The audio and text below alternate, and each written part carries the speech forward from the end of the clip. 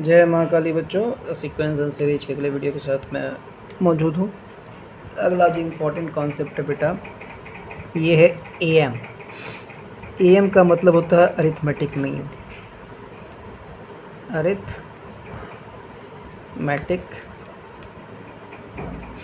Mean.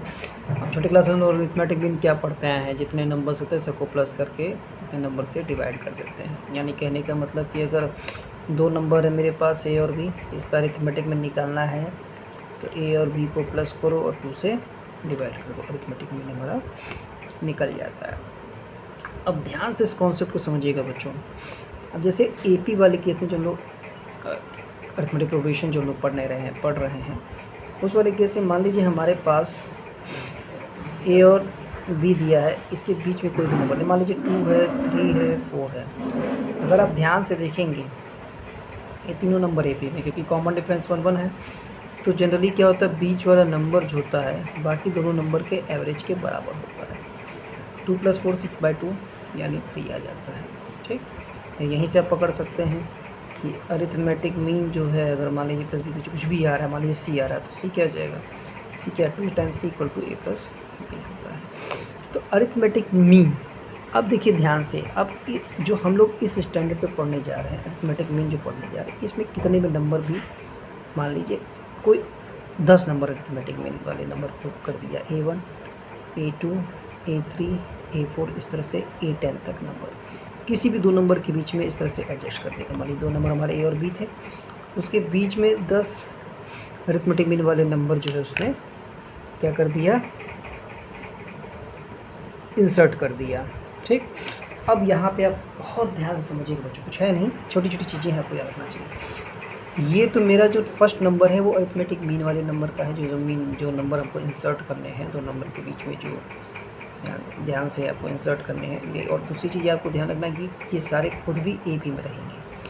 तो अगर आप ध्यान से देखेंगे, अगर ये यहाँ से यहाँ तक मान लीजिए n टर्म्स हैं, ये पूरे n टर्म हैं, एक नंबर इधर आ गया, एक नंबर इधर आ गया, यानी टोटल कितने टर्म्स हो गए बच्चों, n + 2 टर्म्स हो गए। इस चीज़ से आप एग्री करेंगे, टोटल n + 2 टर्म्स हो गए।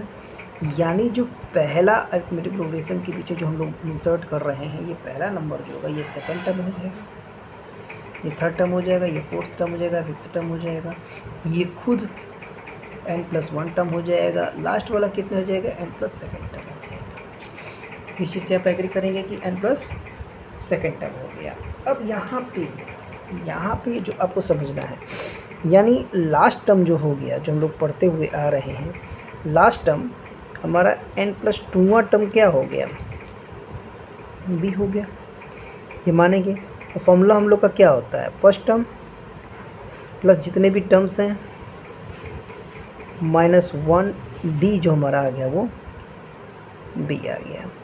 तो यानी n + 1 × d = b - a, तो d = b - a/n + 1, ये हमारा फार्मूला आ गया।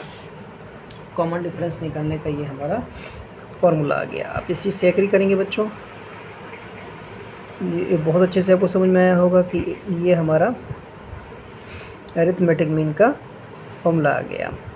अब देखिए, जैसे मान लीजिए किसी ने आपसे पूछ लिया कि जो अरिथमेटिक मीन वाले नंबर है उनका सम निकालना है। जैसे मान लीजिए मैंने लिया A1 A2 A3 A4, किसी भी दो नंबर के पीछे जो डाले गए थे an तक, अब इनका सम कितना आएगा। मान लीजिए किसी ने आपसे ये फार्मूला इसका पूछ लिया, और किसके बीच में ये इंसर्ट किए गए हैं, a + b के a और b के बीच में इंसर्ट किए गए। मान लीजिए a है, इधर b है, ये आप मानेंगे। अब एक बहुत अच्छी चीज़ मैं आप लोगों को सिखाने जा रहा हूँ, जैसे फर्स्ट टर्म और लास्ट टर्म का सम। जैसे मैंने बोला कि फर्स्ट टर्म और लास्ट टर्म का सम, फर्स्ट टर्म और लास्ट टर्म का सम जो होता है वो सेकेंड लास्ट और सेकेंड टर्म के सम के बराबर होता है, यानी an + a1 के इक्वल। जैसे मान लीजिए, इसको समझने के लिए आप ऐसे समझ सकते हैं, जैसे मान लीजिए ये मेरे पास एक AP में नंबर है। आप इसका और इसका सम जब करेंगे 2 + 12 तो सेकेंड लास्ट और सेकेंड नंबर के सम के इक्वल होगा, यानी 10 + 4 से थर्ड लास्ट और थर्ड टर्म के सम के इक्वल होगा 6 + 8। ये छोटी छोटी प्रॉपर्टी बड़ी बड़ी क्वेश्चंस को धराशायी कर देती है। ये आपको आई होप सो समझ में आया होगा। तो अब हमारा यहाँ पे जो नंबर था, ध्यान से देखिएगा, हमने नंबर लिया A, उसके बीच में A1 + A2 + A3 dash AN लिया और B लिया। ठीक, अब आपको यहाँ पे सोचना है, बहुत ध्यान से समझिएगा जो मैं बताने जा रहा हूँ। आपको ये सोचना है कि यहाँ से यहाँ तक के बीच में कितने जोड़े बनेंगे जिसका सम A + B के बराबर आ रहा है। कितने जोड़े, कितने टर्म्स बनेंगे, इसको निकालने का सबसे अच्छा तरीका होता है जितने नंबर हैं उसका आधा, जितने नंबर हैं उसका आधा। अब देखिए हमारे पास नंबर कितने हैं, हमारे पास जो नंबर हैं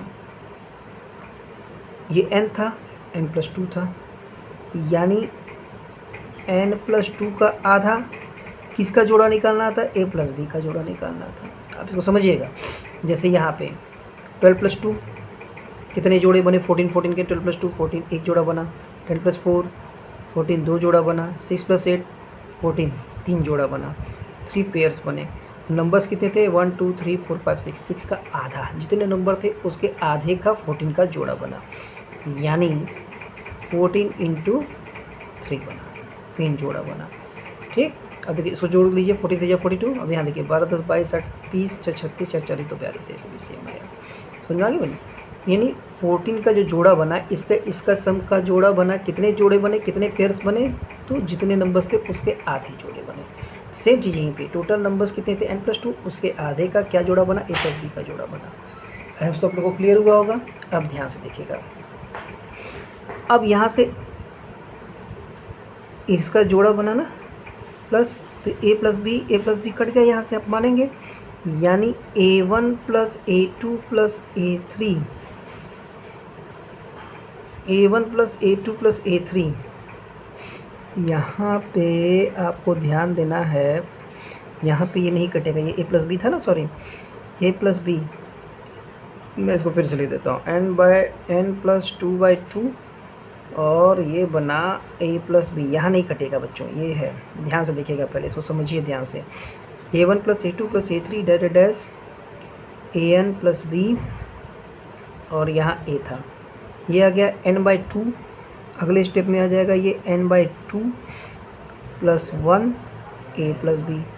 अब मल्टीप्लाई कर दीजिए n/2 A + B को मल्टीप्लाई करेंगे तो A + B। अब यहाँ से कटेगा, अब आपके पास क्या आ गया answer, A1 + A2 + A3 + dash AN जो हो गया, ये किसके बराबर हो गया, n/2 A + B के बराबर हो गया, यानी ये किसके बराबर हो गया, n A + B/2 के बराबर हो गया। बात आपको अच्छे से समझ में आया होगा। तो इस तरह से फॉर्मूला बन गया, यानी किसी भी दो नंबर के बीच में अगर n नंबर्स इंसर्ट किए जा रहे हैं तो उनके सम का फॉर्मूला डायरेक्ट, जो दो नंबर का एवरेज इंटू n, आप डायरेक्ट इसका फॉर्मूला आप यहाँ पे समझ सकते हैं। आई होप सबको क्लियर हुआ होगा ये कॉन्सेप्ट। उसके बाद हम लोग आगे क्वेश्चंस लगाएंगे अपनी वीडियो में। Thank you.